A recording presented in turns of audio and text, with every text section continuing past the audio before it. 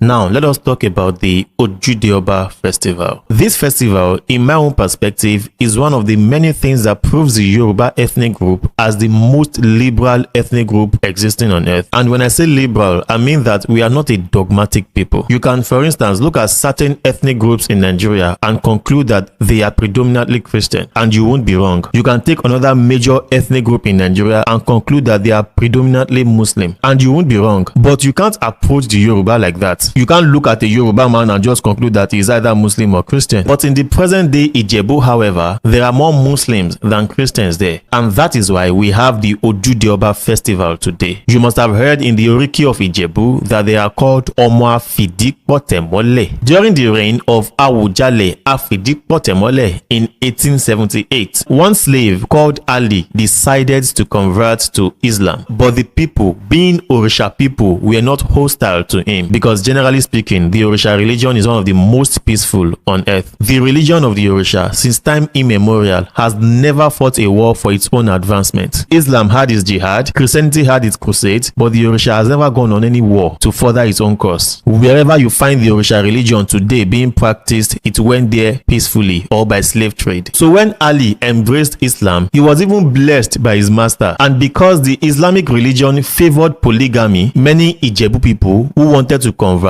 found it better than Christianity, because they were already polygamous, and to be a Christian you had to cut down the number of your wives to one, and they couldn't do that. So the wealthy chiefs who wanted to convert, the affluent ones, they chose Islam, and this attracted even more people to Islam in the land of Ijebu, and the king accepted them. No hostility of any kind. The religious choices of the new converts were respected, and these Muslim converts in turn felt so accepted, so grateful, to the point of them thinking of something they could do to appreciate the Awujale. They wanted so desperately to show the Awujale how grateful they were, because they knew that the Awujale could have decided to discourage the religion and nothing would have been done about that. The king was very powerful. He could have victimized the Muslim converts and nothing would have been done about that. Now, before that, there was a festival that was done in honor of the Orisha. This festival was called Odeda. It was about the devotees of different various Orisha coming together to celebrate their own Orisha. Orisha Oshun, Ogun, Oya, Egungun, Shokpono, Shongo, Yemoja, they all came together and celebrated their deities. But many of the people who used to do that are now Muslims, so they couldn't really continue doing the festival that honored the Orisha. They now started a new one called Itaoba. This one was done 3 days after the Ileya festival, the Eid Kabir, and it was Itaoba that metamorphosed into Ojude. Ojude, the festival that we perform at the front yard of the king's court. It doesn't necessarily have to be like that literally. It just means that this festival is to honor our king. But why did I call it a festival that proves the Yoruba as a liberal ethnic group? It is because what you have today in Ojude is actually a fusion of the religion of the Orisha and Islam. It was started by Muslim converts, but they couldn't really forsake their old ways, so they merged it. So the only Islamic thing about Ojude today is just its origin. It's just the fact that it was Muslims that started it. But there is nothing else that makes it obviously something Islamic. The outlook of the whole thing today is purely Ibile, purely Asha, purely Yoruba, purely culture. It has embraced Muslims, Christians, and the traditionalists. During the Ojude festival, the Muslim, the Christian, and the adherent of the Isheshe are all one. But the focus, as I have said earlier, remains the showcasing of the beautiful Yoruba culture, the displaying of our unique heritage, all in honor of the Awujale. Let me add this one more interesting fact. King Wasiu Ayinde Marshal Kwam is a descendant of the Afidikpotemole dynasty, and it will be the turn of the Afidikpotemole dynasty to produce the next Awujale after the next in line. The next in line for now is the Fusenguwa dynasty, and that is the one that Chief Debo Ogunwo belongs to. This, very briefly, is the history of the Ojude festival, but I'm sure there are more, and if you know of any fact that wasn't mentioned in this video, please put them in the comments to educate us all.